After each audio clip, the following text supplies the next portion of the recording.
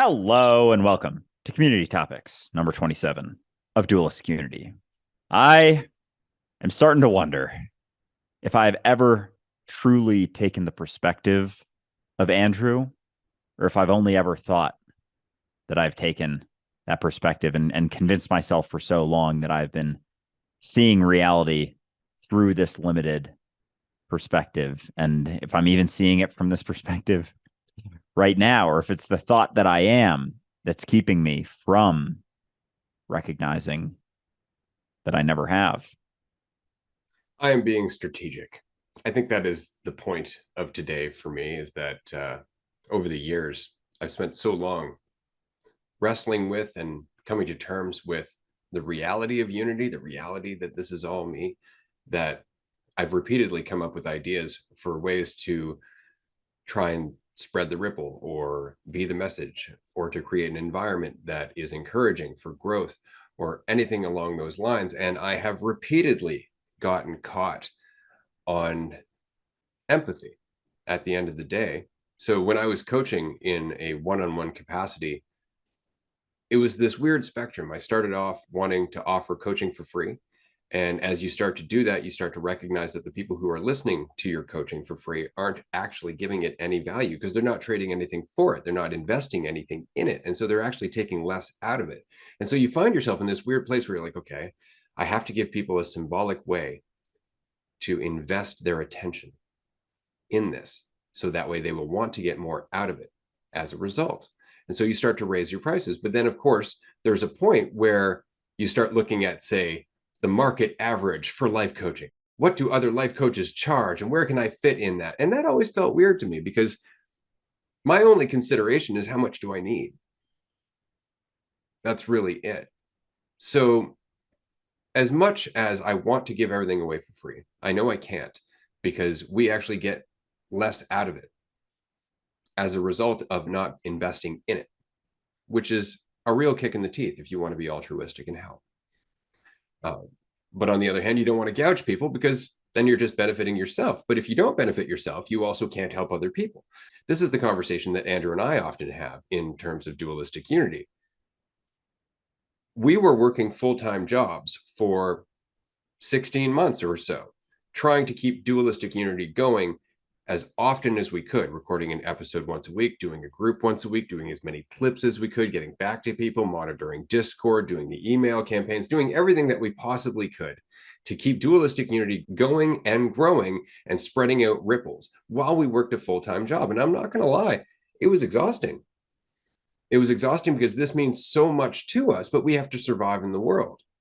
And so the trade-off was, well, we don't have a large enough audience or high enough traffic to make enough money to perpetuate us and really put this out full time and get the ripple going. And the fact is that the effort to continue to sustain dualistic unity through all those extra hours was actually starting to diminish our own health. We were starting to get tired, and it was hard to keep that momentum up because we were trying to juggle so much. And so the trade-off was this: we either take a risk, take a gamble, put everything we've got into dualistic unity, working off of our savings, trying to live off of the support of our family members and the people who love us as long as we could, and try to push dualistic unity to a point where it gets enough traffic and enough advertising money that we can sustain ourselves and start pushing out into resources that help the community, resources that help us engage more of the community in terms of employing them and getting them to help us, or even just investing in resources that turn over a profit for the community other than just dualistic unity. But that's, again, we had to push. And so here we are doing this full time, all the time. And it really is because of you that we're able to do that.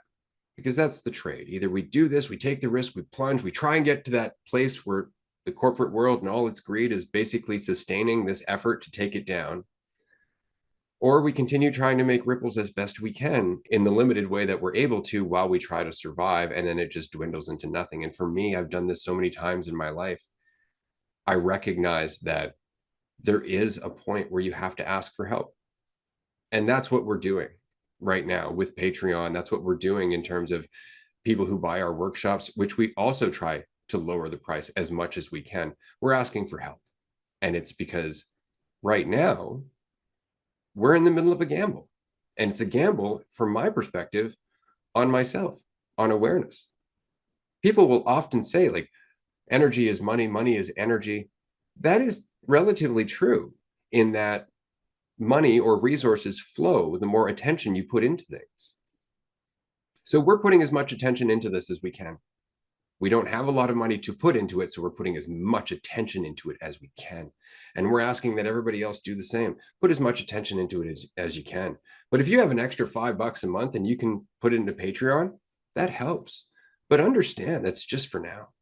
Our prices on Patreon, our prices on the workshops, our prices on the retreats, all of that, they are all going to change and diminish over time as we are able to build this community and actually take advantage of this corporate world and their advertising dollars. We're just not there yet. And so I've went back and forth for years thinking, I don't want to take money out of people's pockets, but also recognizing that I myself have put money out of my pocket into things that I wanted to encourage and perpetuate. It was my way of trading attention as much as I could.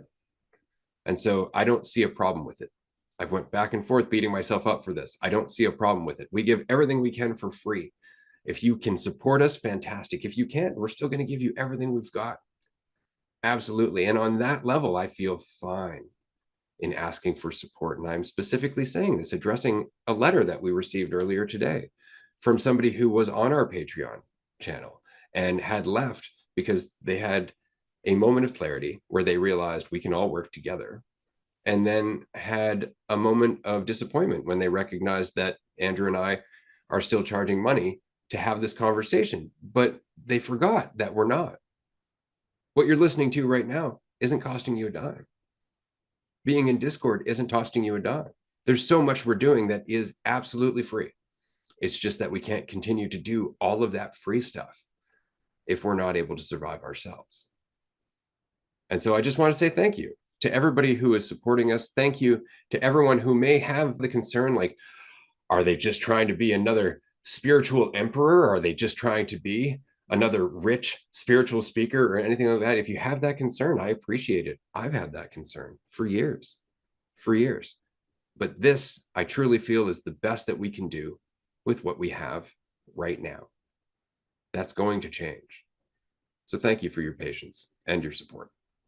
Well said. Very well said. I don't have a whole lot to add to that besides that we're doing everything we can here. Really, we threw caution to the wind on December 1st, 2022.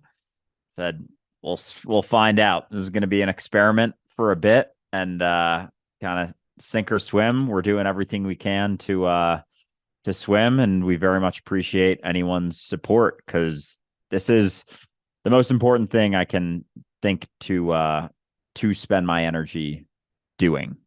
And it is the most important thing I think you could talk about or discuss or do your best to embody in this reality, is being reality and doing it from a place of faith, of an organic growth, not a forced one, but a bet, as Ray said, a bet on myself as reality to continue to sustain this ripple. And so for anyone who does see that and does have the means to help us out for the time being, before we're able to, take the money from the corporations and utilize that to the best of our ability, and use that to undermine that system, we cannot say how appreciative we are towards you, because it's you that is maintaining this ripple for now. Will not need to be forever, but for now, it means the world to us. So thank you very much. And to add just one more thing, it really is important to recognize that all of reality is connected, that there is no division whatsoever. And so a part of greater fluidity of mind, of greater fluidity in terms of our community, is also greater fluidity in terms of resources. True, right now we're trying to grow dualistic unity, but it's like trying to grow a fruit tree. We're putting all the resource in now, and then we're all going to benefit from the fruit that comes from it later. Right. So the energy is going to come back out, but it really is just about putting it in right now. And again, that energy is just attention. It doesn't matter if you're on Patreon or not. We just appreciate you being here as much as you can be. And to the person who wrote that letter, I appreciate your thoughts. I do. No, I've spent 20 years thinking about it myself. This really is the best I've come up with so far. So thank you for your thoughts, and thanks for having the courage to at least write in and let me know what you were going through as a result of the trip that you had. So that all said, on to community topics number 27. And I'm excited about this one because, well, I'm excited about most of them, but this one specifically is about frequency, vibration, and the secondary topic is the third eye. So there's a big spectrum of insight and conversation that we're going to have here. I'm not actually going to choose which direction we go in first on this episode. I'm going to pass it to Andrew and see what resonated with him out of these two topics.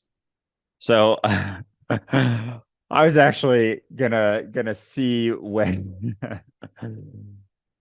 how deep you want to start with this. I know a lot of times we kind of naturally progress into the depth, but I don't know. We've been, for anyone who's been on the Patreon calls this week, like, we have not been very shallow at all. We've kind of stayed pretty deep. And so I guess to start, I don't know. I think we're going to go in and out of the vibration frequency talk and the third eye talk. I don't think it's going to be just here and then here.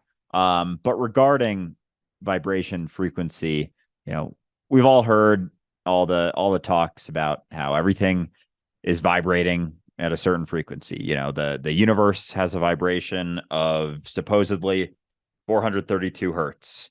Earth 7.83 hertz, and all those numbers and whatnot. And so it makes me wonder, though, as much as we perceive different vibrations and frequencies, if it's not just the perception of different iterations of those frequencies, but really there is only one frequency ever happening. And the more you zoom out, the more you recognize that everyone is singing to the same tune or singing to a tune, whether they recognize it or not. And so as much as there's a discussion of, I'm on this frequency, what frequency are you on? They're all perceptions, just like the perception of division. And we're all kind of riding one frequency, and those who recognize that frequency have more tug influence on that frequency. And it makes me wonder, that's kind of it, is it makes me wonder how many frequencies there really are out there, or if that's just an aspect of the perception of division, and there's really only ever one fluid frequency that we're all sort of riding, and it just depends on your perspective, and that impacts the perception of the frequency that you're riding. Well, this is an interesting direction to go in. It's really interesting, right? Because it's kind of like the question of awareness, right? There are numerous different expressions of awareness, but it's all one awareness, right? But on the other hand, it's not, because it doesn't actually exist in space and time. And so this is what I think is really interesting about the concept of frequency, because frequency requires duality. Frequency is quite literally a wave over time with peaks and valleys, right? And a difference in duration between the peaks and valleys. And so it requires duality for frequency to even be a question, right? And so if it is all just a single tone, for example, or rather every tone that could possibly exist, and the experience of duality creates a difference between the tones, and then we see a frequency as a result of that. So if that's the case, and it is all one frequency or all one tone, which is all tones all together and spread out, experienced dualistically, then basically the universe is all frequencies mixed together. All the frequencies of the universe at at the same time. But what we're talking about there is really just the addition of frequencies, right? Because you're talking about higher and higher frequencies. It's the same thing. It's still frequency. It's still the dips and valleys. It's just that it goes higher in terms of frequency itself, in terms of how many dips and valleys over how much period of time, right? How much is that compressed? How much energy is within that kind of thing. So yes, I would say it is all one frequency, but what we're really thinking about is how are they divided and how do they influence us? And so what I think is really interesting, for example, is the Schumann resonance, which you had mentioned being, around 8 hertz. And so that is like the heartbeat of the world. Schumann resonance isn't actually 8 hertz. It actually fluctuates anywhere between, I think it's 6 or 7 hertz and like 34 hertz. So there are different peaks and valleys within that based on a lot of different things, including our relationship to the sun. The sun itself has its own resonance, has its own vibration, and it's constantly rippling out against all of the other planets, right? The sun's frequency is around 340 trillion hertz. And so you can imagine just the mad vibrations coming off this planet, and it's bouncing against our electromagnetic field. And it's like hitting a drum, right? It's just vibrating the planet, and that's adding to our Schumann resonance, right? Which is really, really interesting. But the solar system also has a frequency of its own, which is worth considering. So all of this said, what's the point? Where am I going with all of this? Talking about brainwave frequencies, which is really what this is all about, because our brainwave frequencies are indicative of the mentality that we're accessing. We know this, like we understand that in delta wave or in delta frequency, we're basically in deep sleep, that in alpha frequency, we are relaxed and reflective, right? In gamma frequency, we have a heightened awareness, for example. Now, these are all different frequencies, which you and I would express in hertz. But that's just a way of expressing the wave. That's all we're trying to express. It's really not about the number or anything else. We're just trying to describe the differences between the vibrations, the differences between the waves, and we do so using hertz. Okay, so if what we're really talking about isn't hertz, we're talking about mentality, then my question is, where are all these different mentalities coming from? Because we're not separate, right? So what's interesting to me, for example, is that in the theta state or meditation, or in the alpha state, which is that relaxed reflection, which is something that we start to actually get used to physiologically in our teenage years. Well, those both exist around the Schumann resonance. Those states, which we are mostly in, are in fact always vibrating around the Schumann resonance the closest. And there has actually been studies showing that the Schumann resonance, as it fluctuates, affects the frequency that we are experiencing within our mind. So our base state just happens to be the frequency of the planet that we are, which is really interesting. So we're in that base state, we're super active, but then when we go to sleep, all of a sudden our state drops, right? And it drops to between 0.5 and 4 hertz. Well, what's really interesting about that is that our solar system, what we experience as space, is between 1.5 and 1.8 hertz. So when we are slowing down the most, we are resonating with the space around our planet. And when we pick up the pace, we're resonating closer to the frequency of the sun, because as soon as we get into the gamma state, now we're over 35 hertz. We're actually getting farther and farther and farther away from the resonance itself. We're boosting our own frequency at that point. And to me, that just makes sense that we're going more towards what the sun is symbolizing in terms of that sheer potential frequency that you were talking about earlier. So that makes me wonder if, because in dreams, it's almost like we have access to more of reality. And then when we're awake, it's like we're limited by perception. So when we're asleep, you can dream, and you can, if you're aware, you have a lucid dream or something, you can kind of access the ends of your mind, the limitlessness of your mind. And if that's not directly tied into, or at least related to, the frequency at which we're vibrating, and then as we wake up, and we come back to, most of us exist believing the perception of division to be the truth, that perception limits us. And it's the same frequency of the physicality of the earth, that perception of this being, this right now being real life, and then a dream not being. So it makes me wonder, as you get into the meditative state, that drops.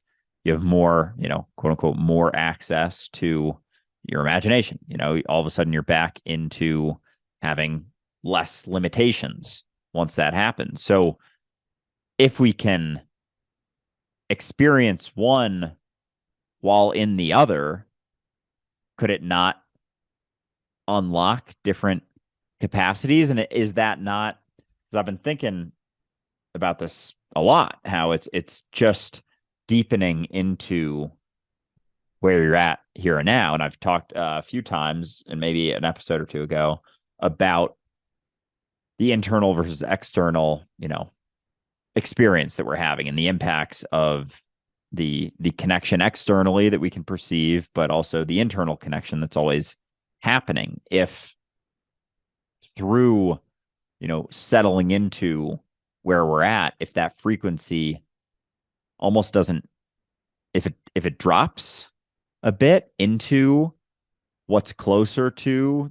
the solar system or the universe's frequency, that kind of drops that perception of division a bit in order to kind of have access to our capabilities, to that potential that we have when we're not so caught up in the quote unquote higher frequencies, like beta alpha, beta very much like very attentive, involved. You're trying to figure out a problem, and a lot of times that's caught up in, your own perception as you get to those, quote unquote higher frequencies. But as you relax, that drops. As you relax, the limitations decrease. As you relax, the potential increases, similar to the way it is in a dream. Absolutely. And that's going on the one end of the spectrum towards the dream. And as we've talked about, like, there's the side of insight, and then there's the side of application. The side of insight is very relaxed, it's very reflective. The side of application is on the fucking ball all the time. And so I find that very interesting, because that's gamma. Gamma state is that heightened awareness state where you're raising your frequency more and more, right? And so it's interesting because there is a relationship between the place that you get into deep sleep and what you can do in gamma state. And what I find very interesting about that is that when you are on psychedelics like DMT or psilocybin, alpha and beta drops and gamma and theta increase, which is super interesting, right? Because you're quite literally leaving the plane of the perception of the earth as a physical thing. And so you're changing your vibration, which goes back to the question of how much are you changing your relationship with the earth in terms of vibration, in terms of your alignment with it, which is super interesting. And so this kind of goes back towards the conversation about the third eye, right? Because what's interesting is that your third eye, in terms of the official story, is basically there to, and I find this kind of funny, be aware of the light cycle that you're experiencing so it can balance your circadian rhythms. But when you look at some reptiles, their third eye actually is an eye with a cornea and a lens, right? So it's aware of the environment to some degree. Like, our third eye is aware of the light around you. Think about that. This is actually officially recognized by science, that our third eye is aware of light, and it is using that to balance out what we experience from day to day in terms of regulation and whatnot.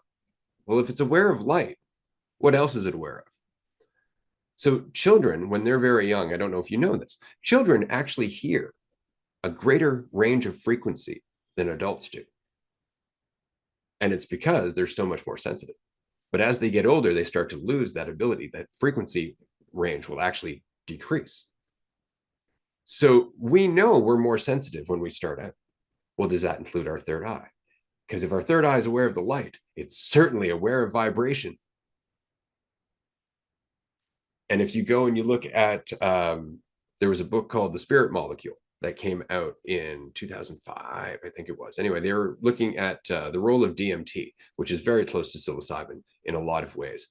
And the fact that DMT is something that the body naturally creates, that there is actually a secretion of DMT in the third eye of some animals. This is something that they've measured, though they've never measured it in humans. But the author of this book was actually saying that our pineal gland, up until a certain point, secretes DMT, actually puts it into our brain. Well, how much of that is based maybe on the need for it to do so, on the vibration that it's experiencing? And as we lower our vibration, we get farther into alpha and beta, more into the human perspective. Perhaps that's why we slow down to serotonin. Perhaps that's why we slow down our intelligence, and the pineal gland stops functioning to the same degree that it was prior to 5 years old. So with the third eye discussion then, and because is the pineal gland considered like the third eye? Okay. So it makes me wonder if reptiles, are basically a lot of them prehistoric creatures, like they haven't evolved to the same degree that humans have, like they're very similar to how they were millions of years ago, whereas humans have, quote unquote progressed. And it makes me wonder if, back a bit ago, the pineal gland wasn't an eye no differently than the reptilian, how it's actually an eye and they're able to perceive things. And so over time, it's been reduced almost to just being what it is now. And as much as we think we've progressed into these sorts of frequencies, be it beta and alpha, primarily existing within, that have almost, because our priority, our focus has been on our identity, our idea of ourselves. That's been the primary focus. We have almost gone in the other direction of the pineal gland being reduced in a sense. So we've become less and less sensitive over time. And we even see it within our lifetimes that we become less and less sensitive. Like that's a crazy evolutionary component that you would think would take so long. And yet we transition from that state as children to teenagers within a matter of a few years. That shift happens from that perspective. It's so quick probably because we are so powerful and our mind is so powerful, and we take this perception to be so true. And because everything going on in our society is reinforcing that, it almost accelerates us away from that experience. And our brain does everything it can to, find certainty and take us out of that experience of potential, because we just settle upon so many different certainties. And so with the pineal gland recognizing light, if that's just makes you wonder if that's almost just like a shell of what it once was. And if reptiles are able to recognize, and experience so much more through that, if that wasn't once possible for us, and over time, similar almost in accordance with how seriously we've taken our idea of ourselves and the perception of division, if that hasn't correlated with the demise of the pineal gland and third eye. I think that is a very good question. I think another consideration might be, as we progressed or as we evolved into greater and greater complexity, the brain more or less formed around our third eye. And I think largely because our awareness grew, like I think there's a lot of symbolism in relation to where the third eye sits in terms of the two hemispheres of our brain. Like the third eye actually exists in the epithalamus, which is right between the two hemispheres of your brain. It's quite literally in the middle of the duality for you. That's where your third eye sits, is between your two hemispheres, between the right brain and the left, between the two different ways that you can interpret yourself in the universe. I think that's incredibly telling in terms of our relationship, because that's how it feels, doesn't it? When you're thinking about inside your mind, it feels like you're in the middle of the entirety of duality. Well, your third eye just happens to be having that actual physical experience, which is really, really cool. But that said, it's not necessarily that we're not using it as much, but we're using it for something else entirely. We're using it now as a point of sensitivity for the increased electrical functioning of our brain. There's more vibration happening within our body. Our whole body vibrates on a cellular level between like 3 and 17 hertz all the time. All the time. So we are quite literally vibration, right? So it's not necessarily that the pineal gland isn't being used to the capacity that it used to be used, but it's definitely being used differently by this body. It's certainly changing the nature of what we do. And this is why a lot of people consider the pineal gland to be like the seat of the soul, where your awareness is basically coming through into the body. And what's really interesting is if you were to take a human skull and cut it straight down the middle from the nose backwards, and then look at that half cross section, and you saw the pineal gland, it actually bears a striking resemblance to the Eye of Ra, the largest of the Egyptian gods, or rather the most powerful of the Egyptian gods, literally the sun. It was the sun god. So now this has me wondering, as you mentioned how the function of our pineal gland is shifted. If it's, if we're so powerful, so limitless that we're able to perceive limitations, that rather than seeing ourselves as everything, like potentially humans were closer to doing at one point, all of the vibrations, it was almost more fluid. The vibrations, the perceptions, and everything, we saw ourselves very much as an aspect in reality, like as opposed to something separate from reality. If all of the vibrations have kind of directly mapped with how we perceive ourselves. And so it's like our capabilities have just been so limited, and now everything's kind of like boxed into this where we perceive ourselves to end within our skin, within our body, because that's all we perceive ourselves to be. And so I'm almost like the imagery I'm getting is as we perceived ourselves to be everything, it's like the vibrations that we embodied, the capabilities that we had, be it something like telekinesis or telepathy or any of those things, because there wasn't so much of a barrier of me, the influences that we had were on all of reality because that's how we saw ourselves. And that was what we utilized such a powerful tool as the pineal gland or the third eye to do. And now it's almost just we're so internalized, existing in our minds, that that's where it's become focused. And if it's not a direct correlation to how we perceive ourselves, that those shifts have happened. Well, and it's really interesting because up until, again, the age of 5 years old, we are learning so much faster than we are for the rest of our life. And it's because largely we learn to think differently. We've talked about this previously. We start to become more logical. We start to become more conceptual, basically. And so we have to think differently, and it changes our relationship with the world. It changes possibly the world that we actually experience. And so there was a study I was talking about earlier. It was done by Laurentian University in 2016. And basically what they did was they took 184 people and over 3.5 years and 238 measurements, they tested the vibration or the frequency of their mentality, of their mind, versus the current vibration of the Schumann resonance of the planet. And what they found was that there was a stunning correlation, that the two were in fact absolutely affecting one another. Okay, but the question was, and they left it at this, is the Schumann resonance affecting us, or are we changing the Schumann resonance collectively? And that's really the question, isn't it? So as we let go of our idea of ourselves, as we go back to being closer to being children, as we change the frequency that we are at, that we are operating from, as we maybe tap more into the pineal gland that we currently don't even pay attention to because we're too busy with the world externally, does our relationship with the universe change?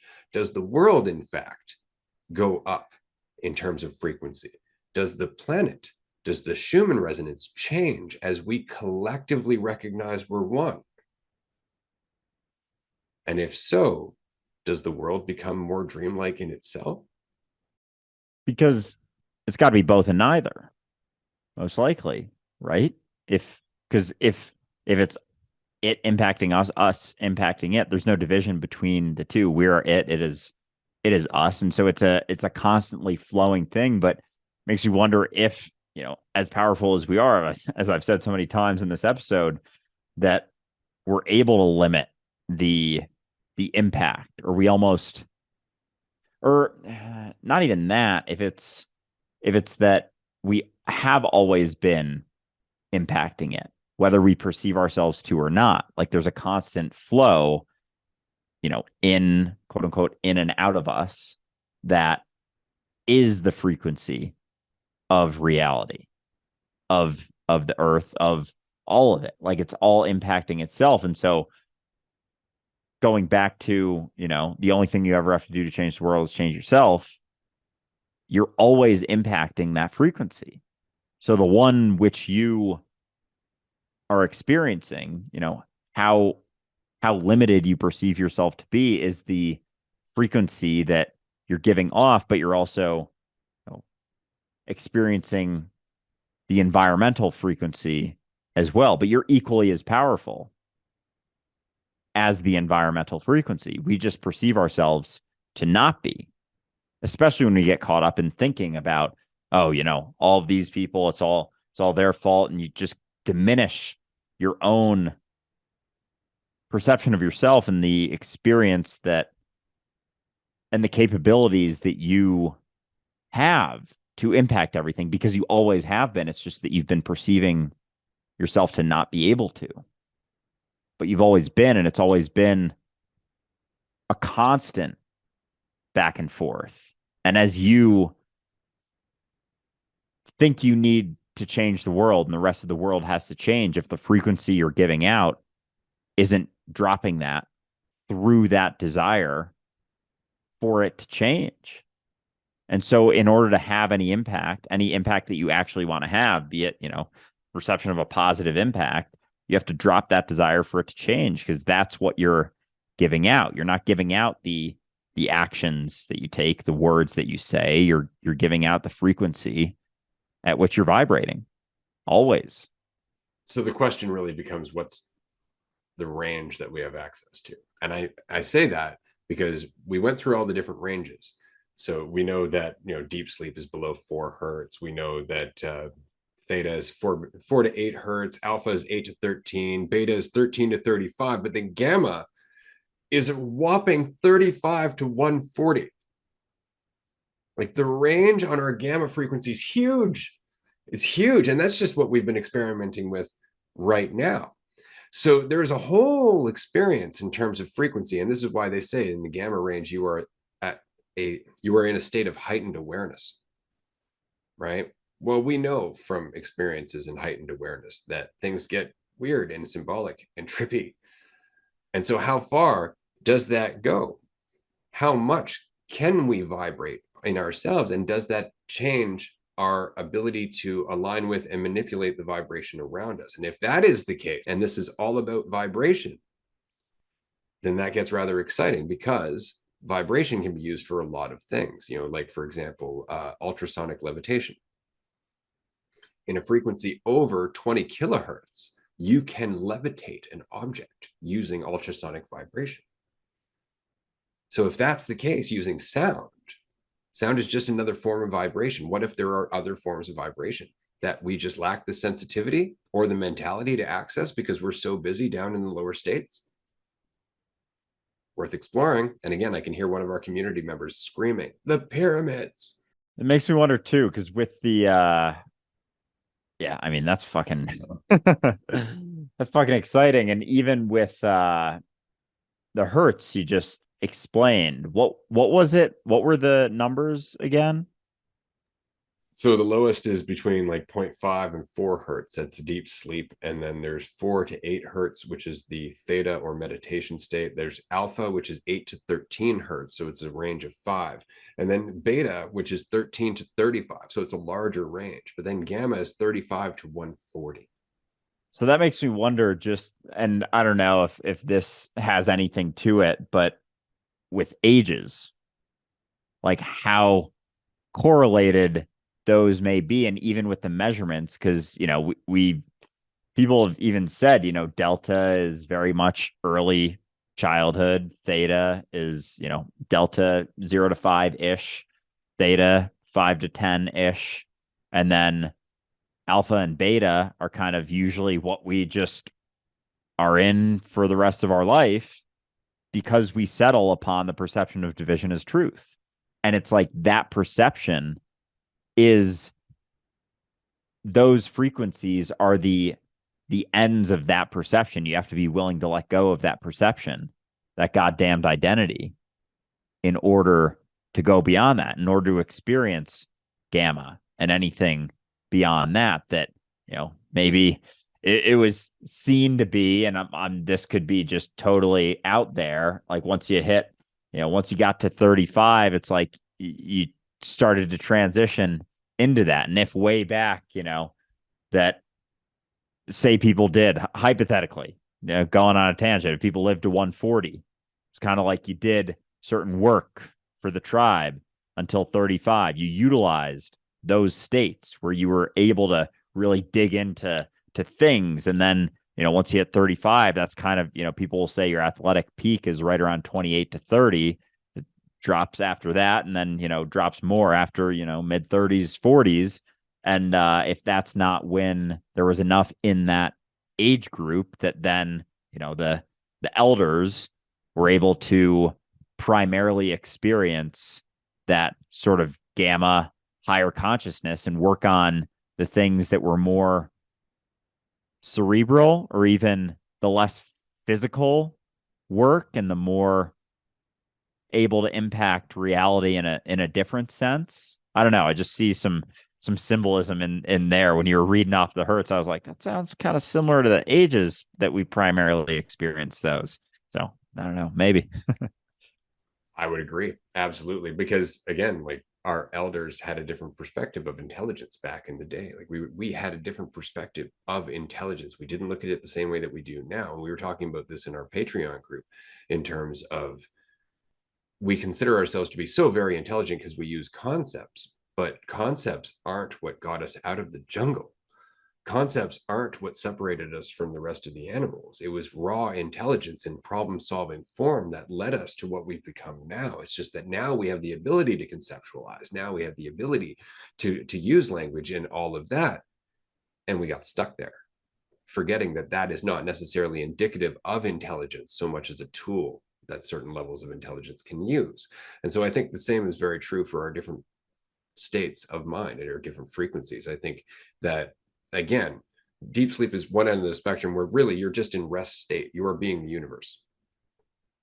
And then you have the other end of the spectrum, which is this increase in awareness, this increase in intelligence, this increase in potential and fluidity. But I think for anybody who gets there while still being egotistical, it almost gets lost in productivity, in problem solving, rather than self-reflection, because after a certain point, you would stop or you'd have to question yourself. So the problem with heightened awareness is that it inevitably leads you to self-honesty, which is the dissolution of the ego. So I think collectively, we're just dipping our toe in that end to a large degree, that it's still being hindered by our collective determination to identify and separate and divide. And because of that, there's not enough of our collective brain operating in gamma state for us to actually do anything with it. It's like we have a few neurons that are like vibrating in gamma and the rest are in alpha and beta. And it's just a matter of getting the brain to sync up, which is, just to go back into this quickly, where binaural beats actually can help on an individual level. If this is not something that you're familiar with in terms of the differences in how different frequencies feel, you can actually use binaural technology to help with that. And what's interesting is that it is using vibration. basically they're putting one frequency in one ear and another very close frequency in the other ear. And the hemispheres of your brain will basically try to find the middle frequency, and they will sync up to that. And so you can use a frequency that's 6 hertz and another frequency that's 8 hertz, and your hemispheres will find that 7 hertz frequency in between. And so using binaural beats, you can actually walk your way through the different mentalities, theta, alpha, beta, and gamma. And this is something that the Gateway Experience by the Monroe Institute is actually based on. That is all binaural technology. It's not that they're walking you through just visualizations and exercises. They're also messing with the frequencies that your hemispheres are operating at while you're doing them. So while they're getting you to visualize a box that you're putting all of your worries and concerns in, they're putting you as close as they can to that heightened awareness state, so it actually has more meaning and symbolism for you. So it's a very interesting tool.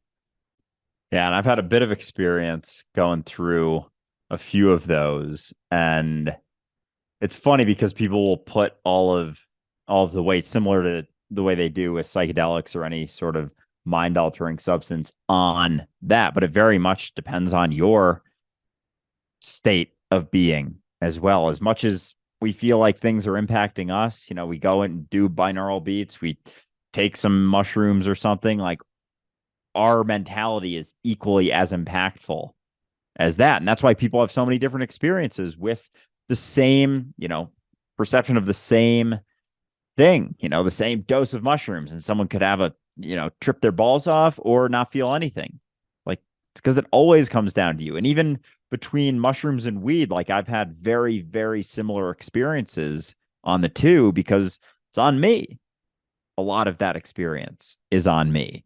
And so, as much as with anything, we get caught on things like, the universal frequency, the Earth's frequency of anything, and how it's vibrating.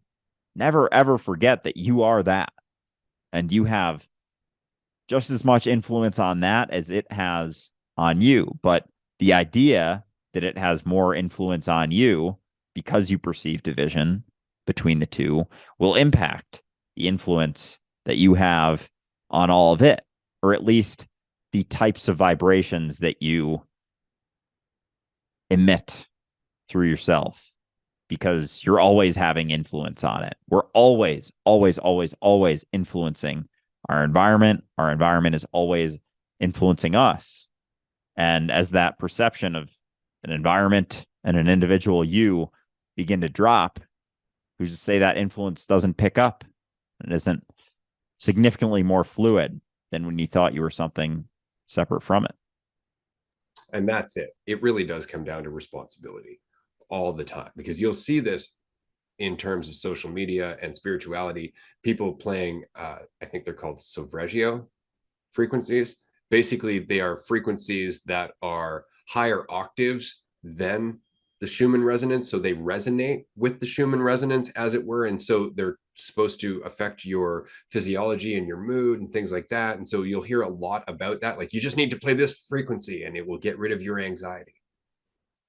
Just need to play this frequency and you will achieve wealth and that. And so it's really tempting to want to do that, thinking that you're gaining control, not recognizing that you are immediately dropping your own frequency in your need for control.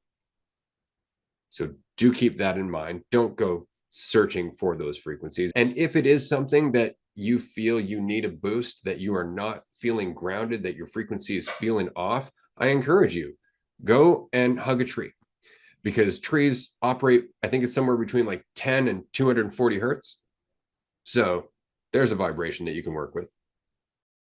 I like that. If you're concerned about where you're at, just go hug a tree. Connect with that. Connect with reality, and recognize that there was never any division between the two anyway. And on that note, I think that we have done a bang up job on this community topics episode. Frequency, vibration, it's such a tricky conversation to get into without getting all spiritual and controlling about it, because typically that's what we're doing when we're having this conversation. We're trying to get to a specific end result. We're trying to control things. We're trying to pass the buck in so many ways.